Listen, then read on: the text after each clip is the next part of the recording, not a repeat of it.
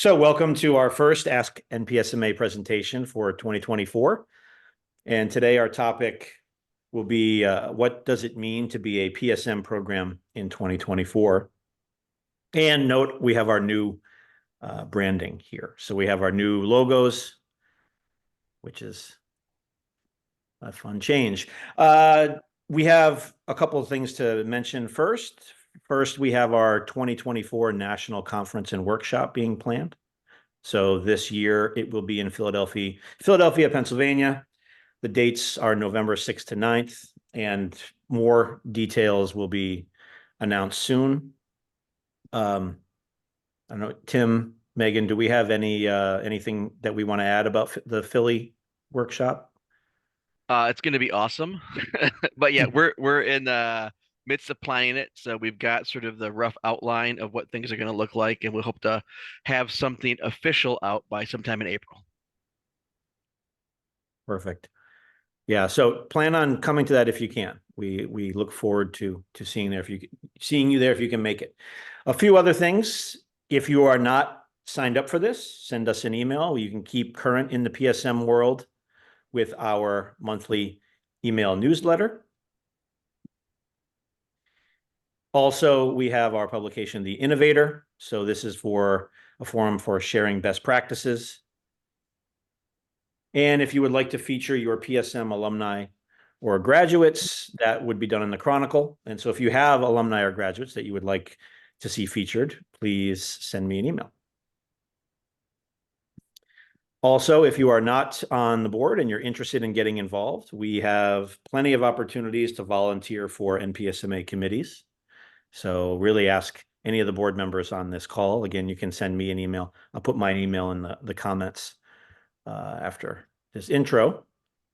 And if you are not a member of the NPSMA, we strongly encourage you to join.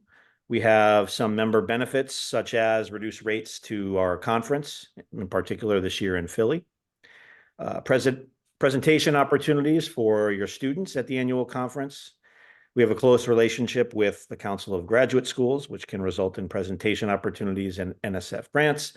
We have, case in point, our Ask NPSMA webinars, where we discuss different topics, and you can find past Ask NPSMA sessions recorded on our YouTube channel. Also, in the past, we have had some PSM-focused virtual recruitment fairs, and likely we would do something like that in the future. And we encourage you to connect with us on social media. So we're on Facebook. I guess we should probably say X, formerly known as Twitter, YouTube, and LinkedIn. And that brings us to our webinar today. And so today we are going to be talking about, again, what does it mean to be a PSM program in 2024? And we have board members, Anna Rude, Megan Dovick, and Megan Napo, who have all volunteered to be on this panel, but we want to really think of this more like a panel slash open discussion. So I think with that introduction, maybe we can start with our panelists. So I see, yes, Anna Rude, hi. I think you just joined, so maybe we'll start with Megan. So Megan Dovick, would you like to open the forum and tell us a little bit about yourself and the types of programs that you're involved with? Yeah, definitely.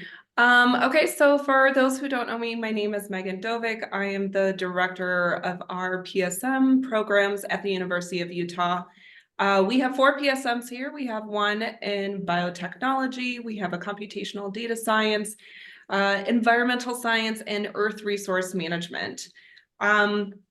I would say, are probably fall right in that mid-range of size of programs. If you look across country, how big are the PSMs across the country? So we have at any given time around 50 active students. Our cohorts are around 20, 25. And it's been about that over the last several years.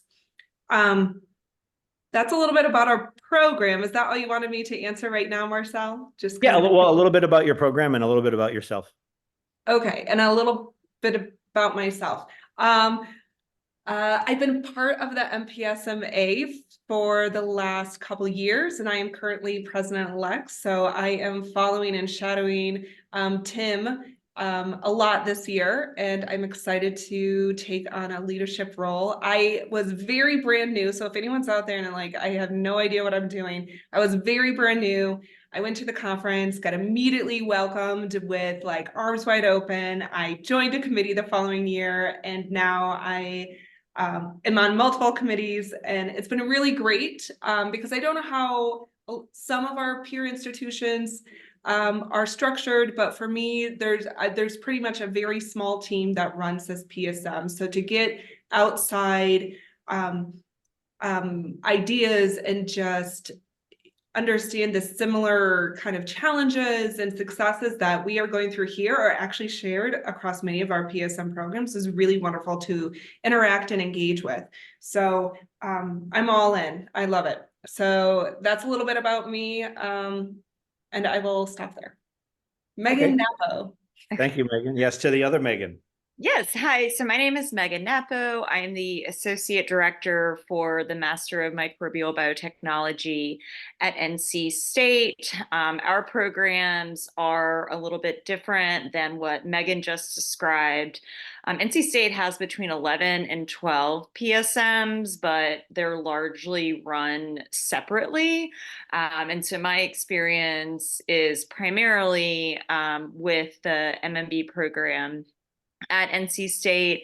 Our cohorts are typically between 13 and 15 students. So we're somewhere around 26 to 30 students per academic year. I've been involved with NPSMA since 2020. And to echo Megan's point, it's been really enlightening to understand how different programs operate and being a smaller program with very few staff members, it's been really helpful to understand the operations and the challenges and the successes of those programs. Okay, thank you, Megan. And how about a little bit about yourself? Oh, did I not say anything about myself? I've been with the MMB for 7 years, and I've been in higher ed for 12. And I truly believe in the experiential learning model, and I think that's what makes PSMs just so significant and game changing within graduate education. Well, thank you, Megan. And Megan, you make a very good point that the community that we have in the NPSMA represents a lot of different disciplines, a lot of different programs in terms of size and scope. And I think we historically have learned a lot from one another with such a diverse community. Well, thank you, Megan. How about Anirudh? Hey, hi Marcel. Hi everyone. Anirudh Chaudhary with Grand Valley State University, and we have about 5 PSM programs in data science, analytics, health informatics and bioinformatics, biostatistics, applied statistics, and cell and molecular biology. And over the years, coming to a current state, we have about 200 plus, I would say 225 plus students in the program. I've been in this role for the past 6.5 years, closing on to my 7th year. And a little bit about me would be, I guess I'm the first, or maybe correct me if I'm wrong, Tim, the first student to graduate from a PSM program and then be in a faculty role and then be part of NPSMA too. So this is really exciting for me to be part of something that, I studied as a student, been a part as a student, and then now as a faculty being part of the NPSMA is very exciting for me. Yeah, that is such a cool story, Anirudh. Okay, well, thank you so much. And maybe just to put this out there, I think what we'll do, I have a few different topics that I think we would be good for us to talk about. And then around the halfway mark, we'll open it up for general discussion and for questions from everybody. Suzanne mentions also a student in the program. Yeah, that's super cool. That's such a nice story to have people who graduated from PSM programs now involved. Okay, well, I think for a first question, which we can come back to Megan Dovik, with it in mind that we have a rebranding where we're now considering ourselves the National Professional STEM Masters Association. Things are a little bit different now in our identity in terms of what we consider a PSM program. And maybe Megan, maybe you could start. What does it mean to you? What do you think in terms of the meaning of being a PSM program in 2024? Yeah.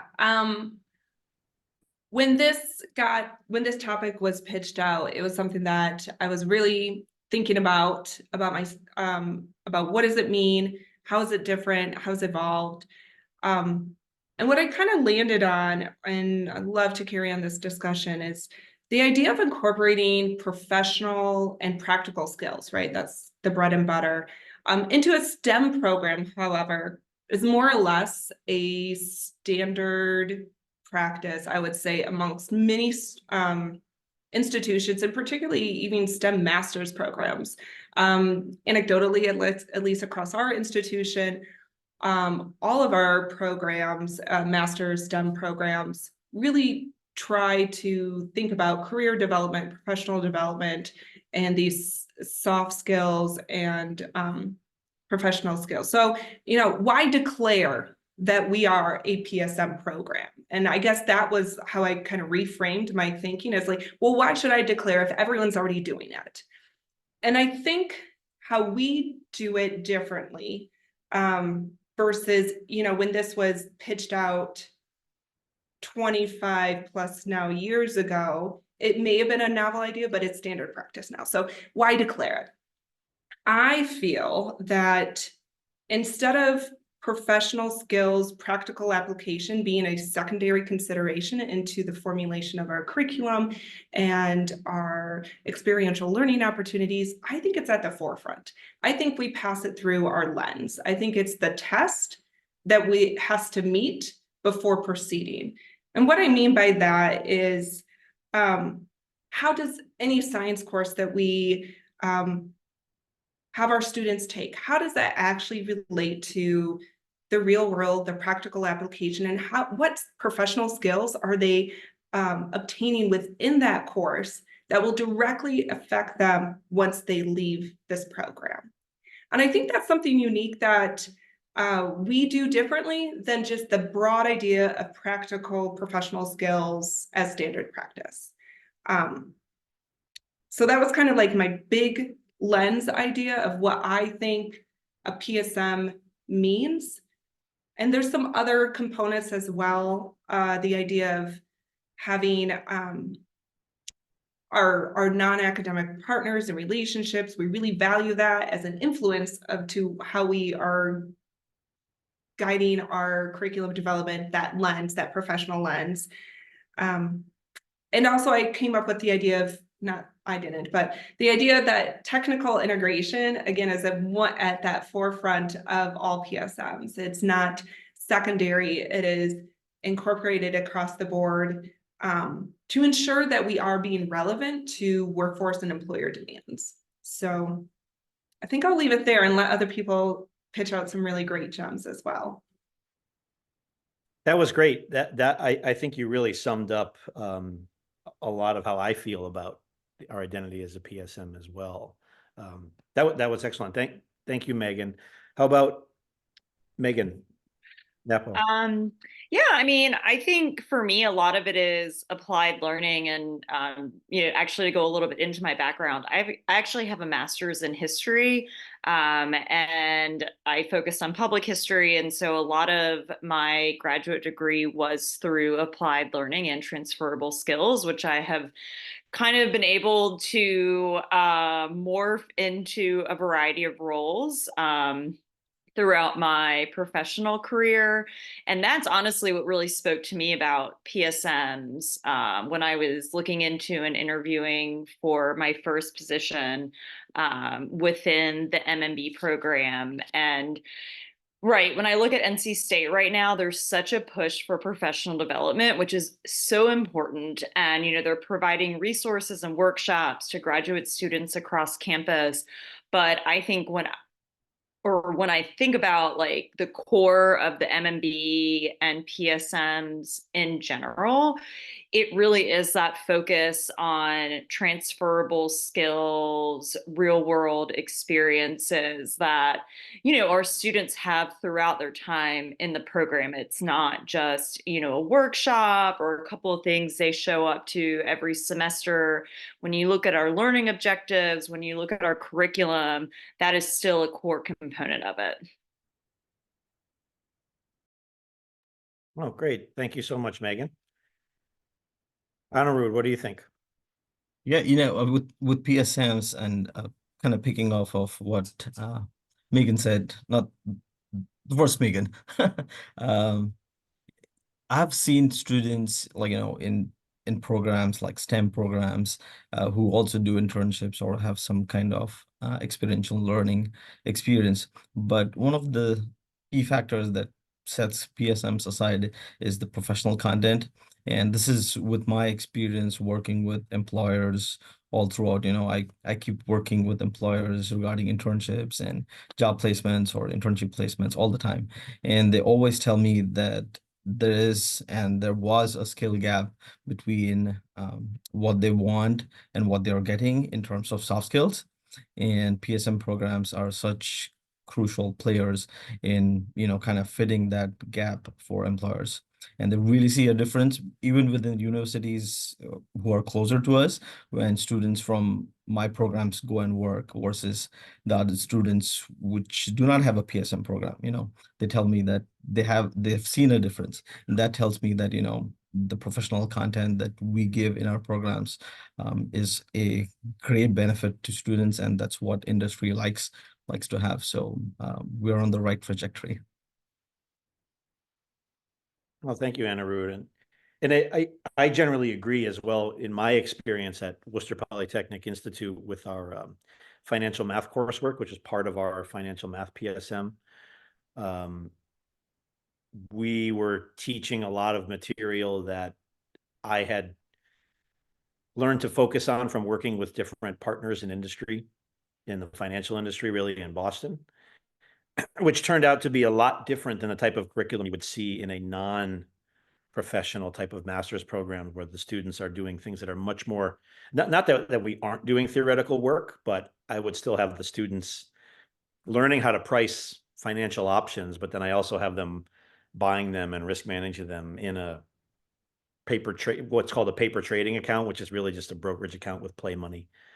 But I always felt like that experiential hands-on component got all the way through the curriculum, which felt like a defining kind of characteristic to me of what it means to be a PSM. But Anirudh, you mentioned, one of the next things I wanted to talk about, you just mentioned, how do you stay up to date in terms of industry trends and technological advancements that are going to be important in terms of the skill set that the students need to succeed in industry? Yeah, that's a good one. One of the things that we do for all the 5 PSM programs that we have is we do have a active industry advisory board, and we try to meet them. For the HIB, we meet them like thrice in a year, and for the other ones, at least once a year. So we are closely in touch with what the industry wants.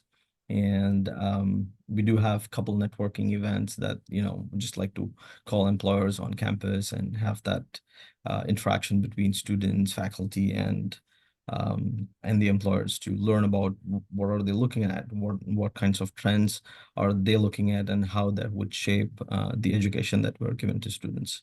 So yeah, just talking out to industry professionals is such a huge key factor, I would say, because you want to feed food where the mouth is, right? So you want to ask directly to people who are going to hire your students. So what's the format, the structure of your networking event? Is it something like a dinner? oh, it's like a strolling lunch. Yeah, we call them for lunch, and then we have students and faculty there. Yeah. No, that's a nice approach. Yeah, but industry advisory boards are like, with the program directors, and those are intense. So we do have an agenda, and then we talk about, what are some of the trends, what are we teaching, and we go back and forth on how we could make it more better and relevant to industry. And in my experience, industry advisory boards like that are not afraid to tell you the truth about what Oh they yeah, think. oh yeah. They will tell you you're living in 1970s. Right, right. Yes. Okay. Thank you, Anirudh. Megan Dovik, what do you think in terms of the same kind of issue, keeping up with industry trends and technological advancements? So everything that Anirudh said, yes, I think it's very important to make sure you have those advisory boards. We also have an alum advisory council. So it's separate from our industry advisory board so that we can kind of get a different perspective. Having firsthand experience of going through the program and then being out in industry 5, 10 plus years, and then coming back and telling us how we can improve gives a different perspective, and just helps to improve our program. So we have both. And then I would also add that also gathering information and trends from existing organizations in this field. So like CGS, that they've come to the last few conferences and really have given us great market trend foresight of like what to expect. Here are the trends, so that we can take that back and incorporate it into the skills that are needed or that are going to be desirable for workforce. And also places like NACE, that also give this, that are more focused towards academia going into industry, or students going towards industry and not necessarily the traditional path. So I would say just adding that robustness of perspective and information is what I think is needed to ensure that we are being relevant and on time. And then collaborating with y'all here to make sure that we do share best practices, because I mean, the knowledge and experiences just in this room alone can only bolster all of our programs. Now let's share. Well, thank you. Thank you, Megan. And I love the idea of the feedback. When the idea of having graduates go out into the world and then coming back to tell you what was missing, what was really great, what worked, what didn't, that's a great idea. I may need to start using that. Case in point, we learned so much from each other. Thank you, Megan. How about Megan Napo? What do you think? Yeah, I would agree with all of that. We engage with our industry advisory board. NC State's proximity to RTP provides us a lot of great resources through just various people in industry. And so, I mean, for me, I always joke where I feel like part of my job is just talking to people and asking questions. And so, I mean, I try, we tell our students, to network and ask questions. And so for me, I mean, that's really how I try and stay on top of industry trends. To Megan's point, we are able to maintain pretty healthy relationships with our graduates. Again, being an RTP, they don't go far when they graduate, although now we have Zoom that we all use so much. And so, yeah, I always re-engage with our students. I would say probably 50% or so of our guest speakers each semester are graduates. And so, even just from their talks or engaging with them, through email or networking events, really gives us an understanding of what's going on in industry. And so, yeah, I would echo all those points. And yeah, sometimes it's just, boots on the ground, talking to people, which I probably enjoy more than most, but But it's a very good point in there. It is certainly beneficial when you are close to physically close to an industry partner. I mean, that's huge.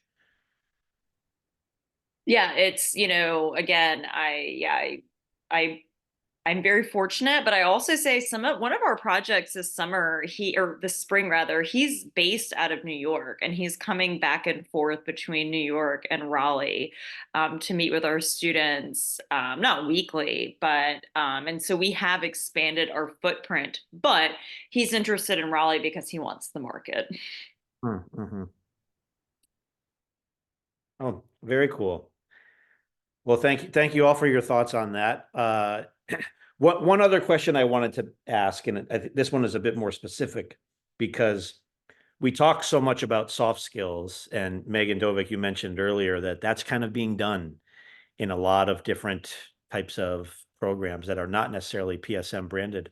I'm wondering if people have some thoughts on what are some ways that soft skills are built into your curriculum, but in a way that feels PSM.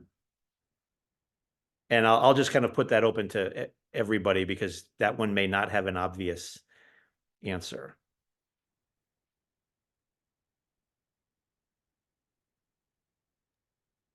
I can jump in with an example. So going back to, like you just said, the idea of what makes PSMs unique, we use it as the forefront and the guiding lens of how we actually create our curriculum. So for instance, we have an environmental field methods course. It's not a novel course. I'm sure many environmental scientists take exactly the same course. You go out into the field. We have a wetland study site. You go out, you learn techniques, how to sample, how to analyze, what does that data mean? That's nothing new. So here's the PSM part of it though. The site that we work with is the Nature Conservancy, and the people who come and teach our students in the field are from Utah Geological Survey. So they're dealing with actual people who are teaching them. I'm just the facilitator. I get to just play along with them. But the people who are actually teaching them are UGS professional hydrologists, wetland ecologists, GIS specialists. And so they're teaching them what it is to be a day in the professional life of that scientist. And then what they produce, I say, you are not producing anything for me. What you're doing is you're working with your client, which is the Nature Conservancy, and you're actually producing stuff for them. They work with the Nature Conservancy to work on those client interfaces and say, what do you need to advance your organization? And they say, well, we need science, we need interpretation, we need to know how to communicate that to our community, to our philanthropy perspectives. And so what they create is a technical report that's being able to go from scientists at UGS to community members and donors at TNC. So that's how we bring in those applicable skills to what would normally be a non-novel course. So, example. Oh, thank you, Megan. That's really cool. Oh, sorry, say that again. Nothing. I just said, oh, Terry's up. I bet she has some good ideas too. Yeah. I love that because the deliverables by definition are professional, right? They are real world. And so you are that is tethered to the idea of that professional outcome. That's very cool. Well, thank you, Megan. Terry, what were you thinking? So our courses sound a lot like Megan's. They are oriented towards completing deliverables for industry. So most of our textbooks even are professional manuals. So not each class is required to go out and buy a textbook because we have the materials in the professional realm. We just make sure they're organized, give them the best resources for doing some of these items, but they are completing technical reports or components that you would in a job.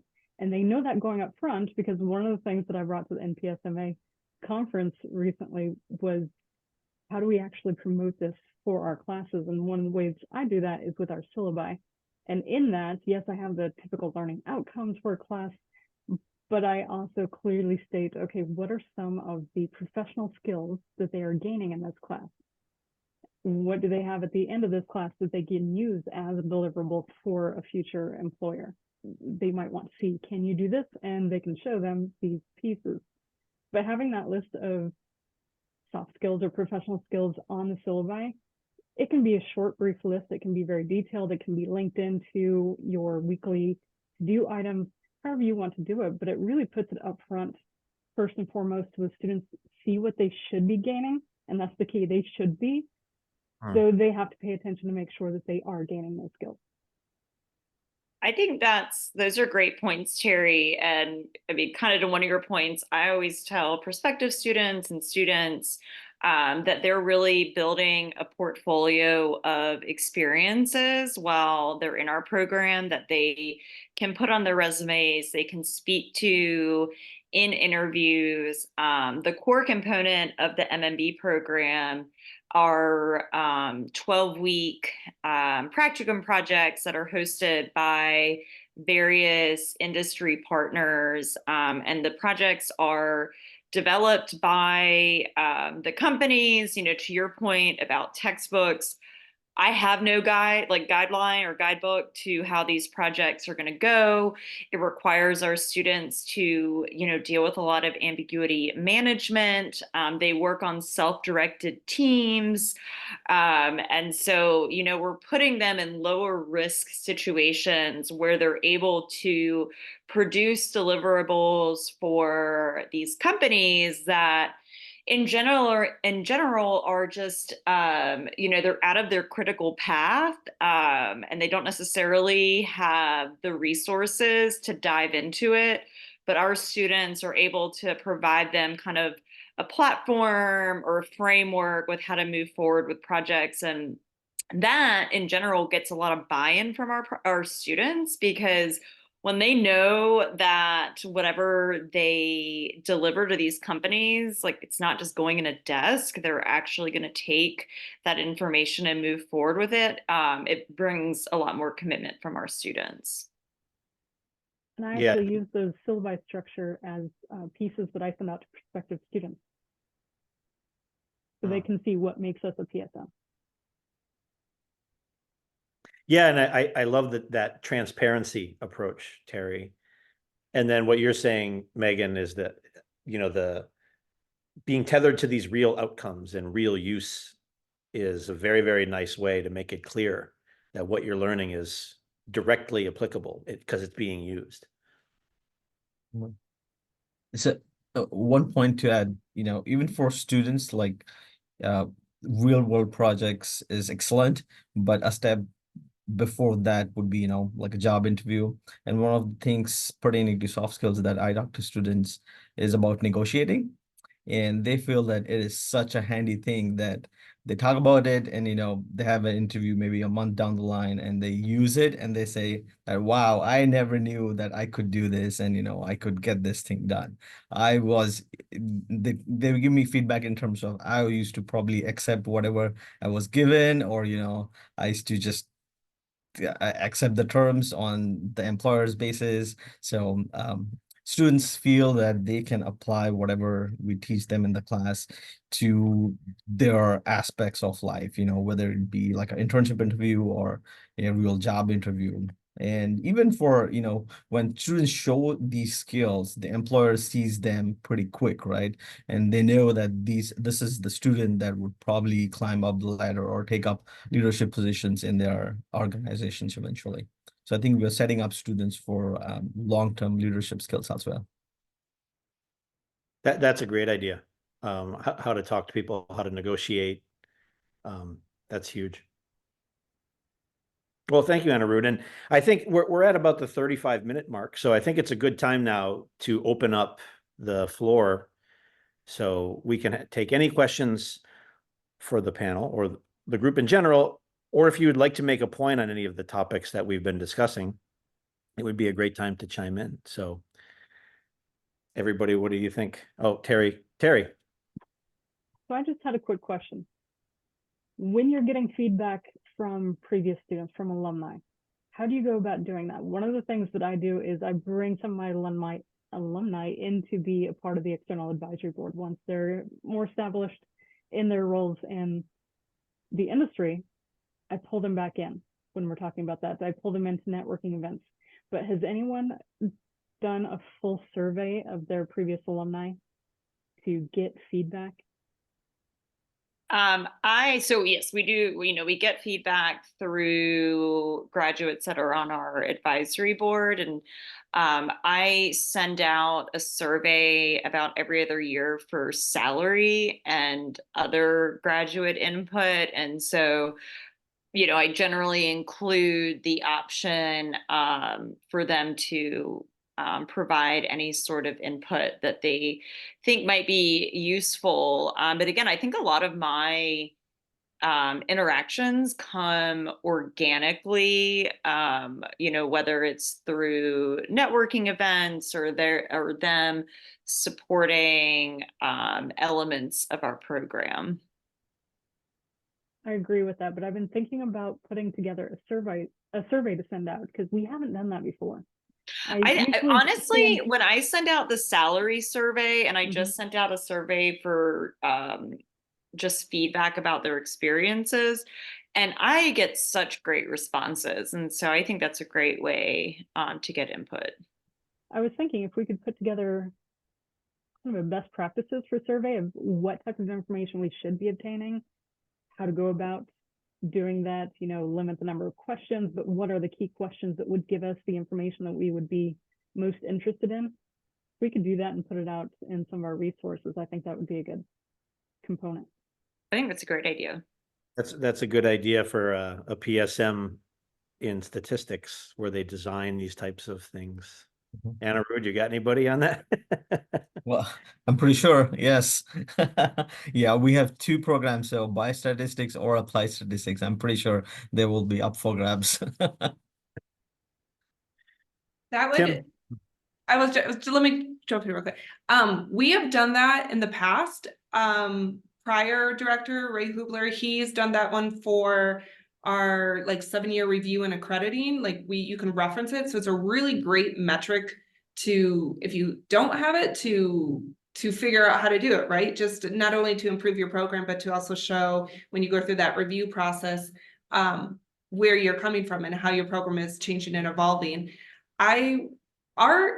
When I looked back at the data of the past survey that was done a few years ago, this is the issue that I think we had, is that of the 300 some people that we sent it out to, our response wasn't great.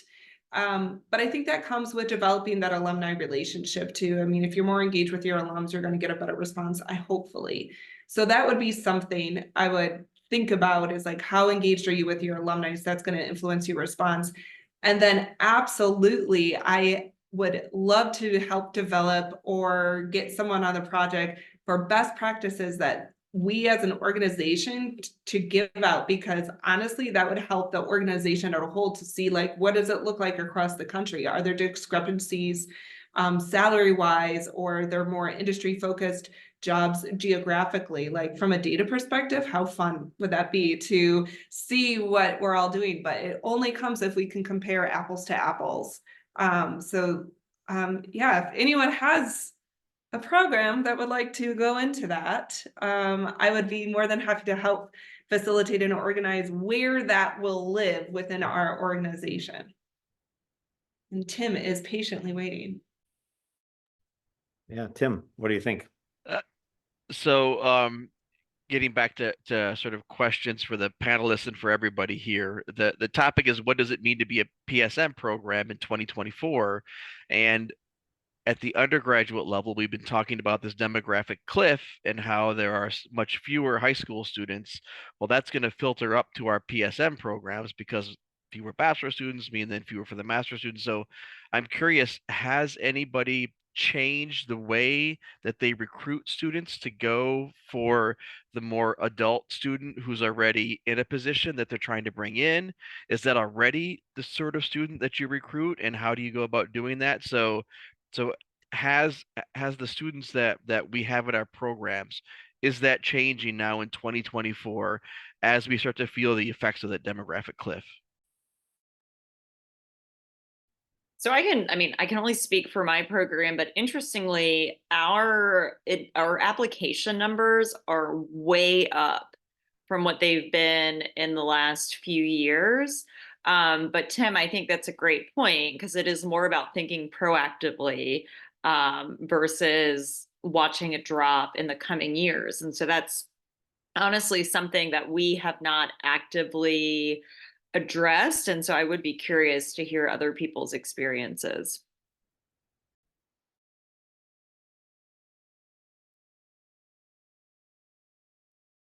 What does everybody think? Has anybody thought about this or addressed this in their program?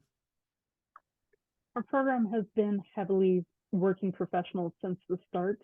The straight from undergrad is kind of our secondary, smaller, much smaller component. So most of our, not really marketing, but outreach is with local industry, whether it be through conferences for our industry, which we get to meet a lot of different companies, and it might not be the people that need us really, but they have employees that need us. So they'll push employees our way to get certificates or the full master's as needed. Some of the professional associations actually try to get my students to get into them as students into these professional associations, but even interacting with them and providing information through those avenues have helped gain populations in the working sector.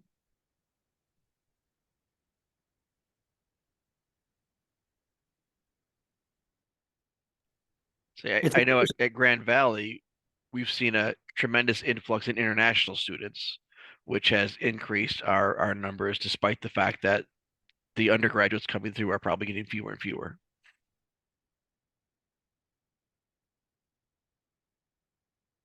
And it's an interesting issue, that this demographic cliff, because you have fewer people in these age groups, and so we'll just have, as you mentioned, Tim, fewer students of that age where you would be going straight into a master's degree, say in your early 20s. But at the same time, you also have the swings in popularity of different fields and disciplines. So it feels like something that will be pretty discipline specific, how things are affected as well.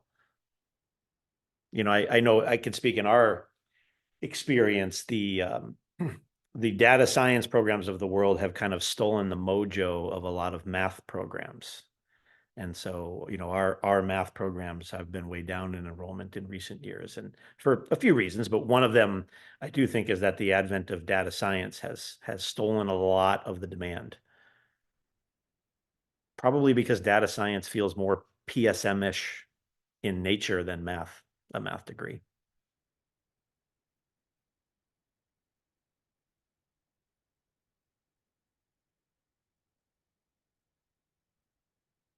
How about other thoughts? Does anybody have another topic that you would like to put out to the group for discussion?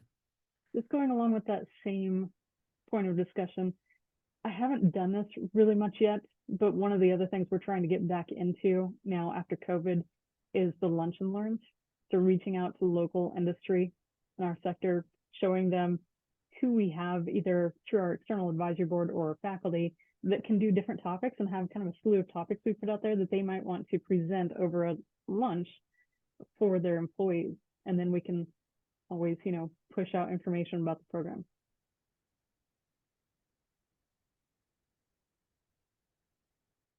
That's a good idea. A lot of those lunch gathering type of cultures may have vanished with COVID.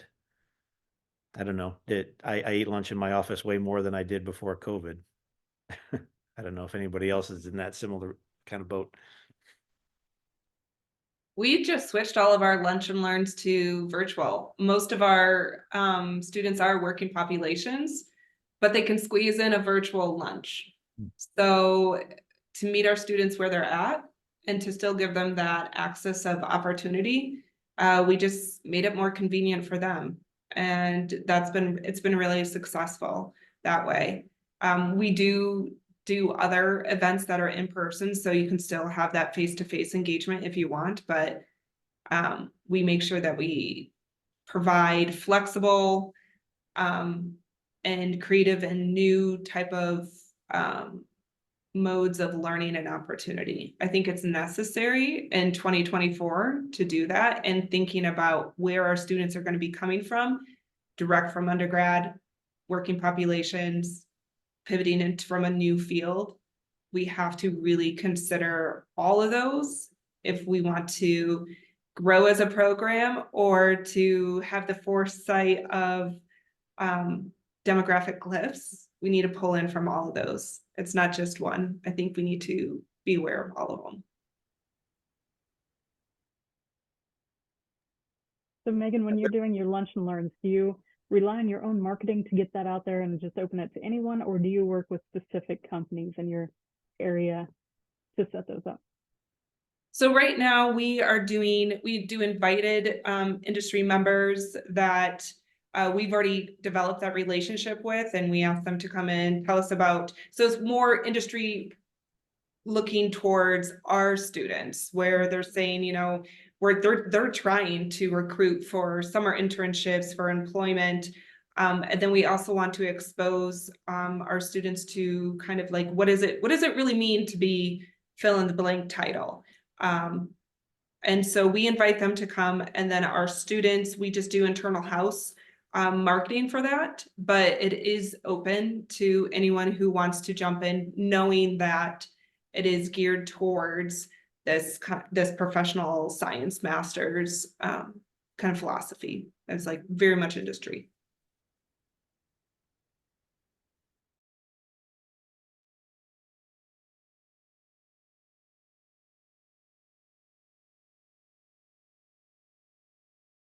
Okay. Well, are there any other topics that people would like to ask of the panel or of the whole group?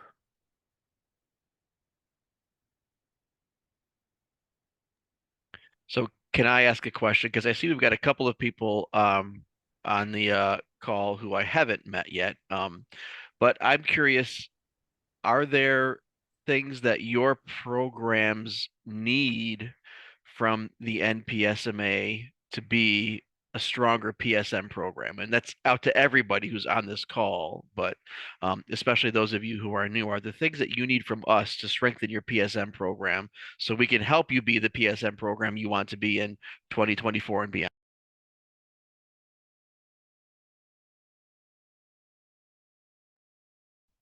Yes. Any and all help that the And so it's yes and, right? Yes, and everything. So I'm new, just came on at the end of last year as the interim director for the PSM at University of Colorado Anschutz Medical Campus. My colleague Pat Goggins is also here. So together it's really just the two of us getting this program running. And it's a steep learning curve when you know you're coming in fresh. And I have been looking on the NPSMA website for just like onboarding. Hey, you're a new director. Here's some things that you need to know. Here's the policies you should adhere by. Here's, you know, what qualifies you to be a professional science master's program and so on. So guidelines like that have been really helpful. And then obviously these conversations are great. But I think when I'm putting together, or at least getting the advisory committee together to talk about things like curriculum in the program, I don't know what to give them. So I give them sort of a background of where we came from and where we hope to be going, but are there any expectations or guidelines for our advisory councils that we can provide to them? Is like, here's what the National Association requires of our advisory councils. This is what we're hoping to, you know, implement for the program. It just seems like it's very much dependent on the programs themselves, but because there is some, you know, STEM focus and industry focus goals for all these programs, I don't know if there's anything that's more standardized out there. So we do have one, if not two, articles in Past Innovators that I can look up and find that were targeted towards advisory boards and how to use them correctly, or how best practices for that. So I will try and find those and send that your way That would to be you and to Pat. amazing. Thank you. And I may or may not have something that I created a while ago that I'm also going to look to see whether I can find something about Okay. advisory boards. Awesome. I would just add that when you're thinking about who needs to be on that advisory board, obviously it's the industry related to your field and to your program, but also really kind of looking at a like a granular level of, you want a combination of both advisory council members that are kind of freshly minted, right? Like 1 to 5 years. They still can remember their experience of going through school or being new. They know kind of boots on the ground of what skills are needed to be successful in that position. And then also having mid and senior level, so people that are more like the CEO, they're not going to be as in touch with the skills, and the specifics that are needed for programs, but they're going to come with their network and relationship. So they'll be able to have a quicker response if you were to ask for something versus maybe a brand new person with 1 to few years experience that may have to go up the rung.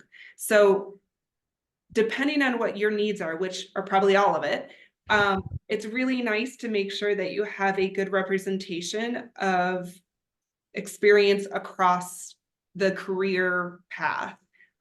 They all bring in rich value, and some bring in the strengths that you need at that moment. So just something, a consideration.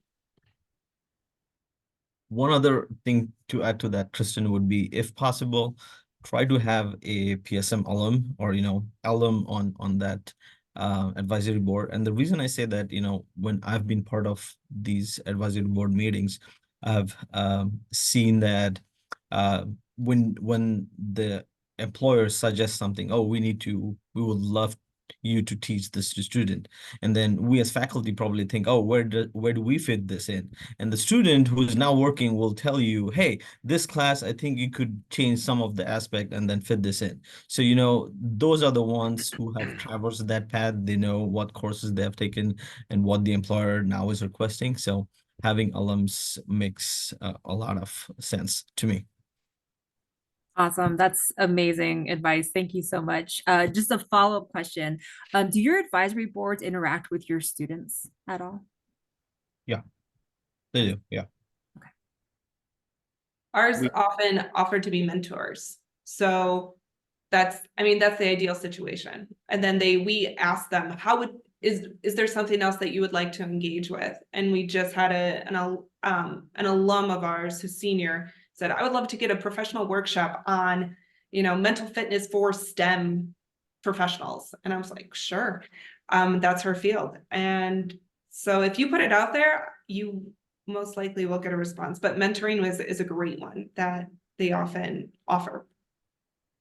Thank you. We also used to invite, or we do invite, our advisory board members to presentation days, poster presentation type things, because they also really love coming to see the students work, and the students also benefit from that kind of networking and interaction.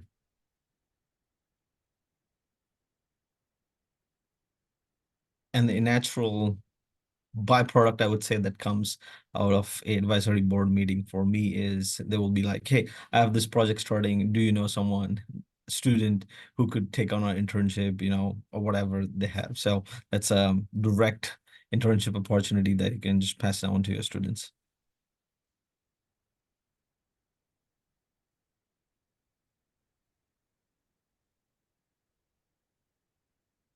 Well, Christine and Pat, this is great that you were able to join for this. We're getting towards the end. Is there anything else that you feel like you'd like to ask of the group before we run out of time?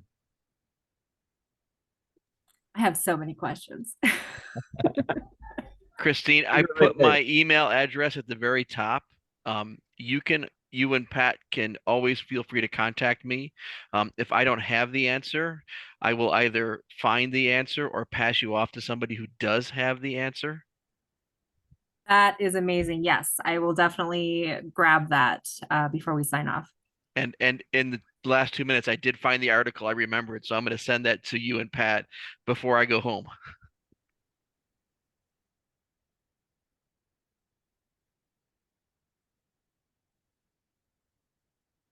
Okay. Well, does anybody have a last question or a last topic you'd like to discuss for 2 or 3 minutes?